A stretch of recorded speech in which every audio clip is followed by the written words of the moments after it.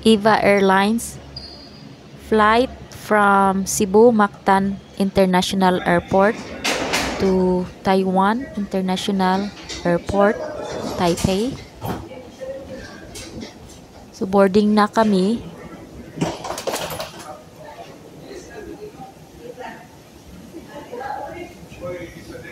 Yan, papasok na ako sa airplane dito.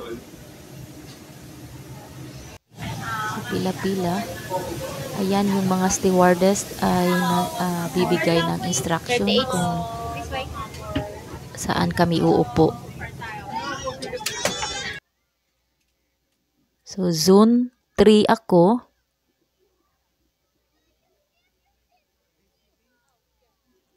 So, iyan ang hand carry ko.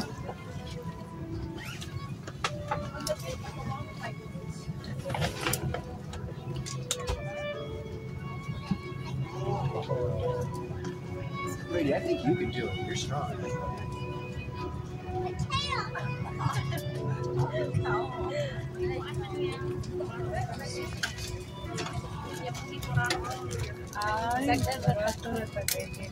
So, yung pinipili ko na upuan ay sa aisle, malapit sa bathroom.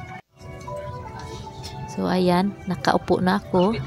Meron akong nakasabay na kababayan, Bisaya din ito. Iba ang direction niya. Ito yung meal nila na binigay. Lunch namin. Chicken adobo ito. With rice. Tapos may boiled egg. Meron silang dessert.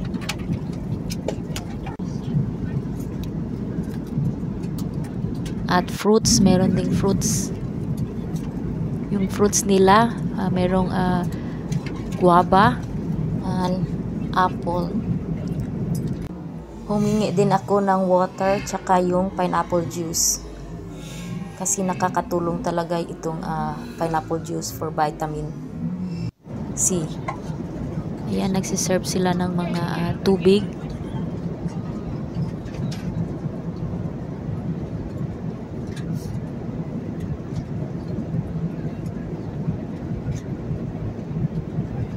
Arriving in Taiwan, transfer, going to gate C2.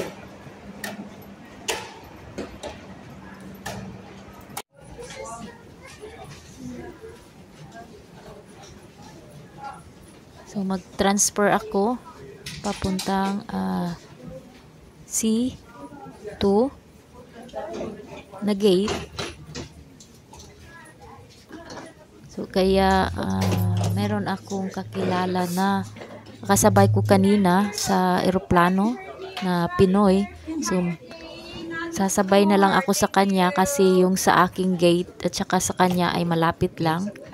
Huwat tunta ka kaya dungan ta. Mas maganda kasi na may kasama ka na Pilipino. So papunta na kami sa transfer namin na gate. So, kung first time ninyo mag-travel guys, ang gagawin ninyo ay titingnan lang ninyo yung mga sign. Guru na. Dili lahi sana no. Kung kayo ay transfer, ayan, nakalagay dyan, transfer, yung kulay dilaw. So, sundin nyo lang yung arrow na yan. Yellow line. Yan, transfer. Maginahanglan pa og kuan. So, nandito na kami sa gate na ito.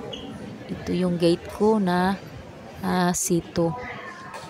So mag-aantay pa ako ng 6 hours layover before yung flight ko papuntang Houston guys. So medyo mahaba-haba pa.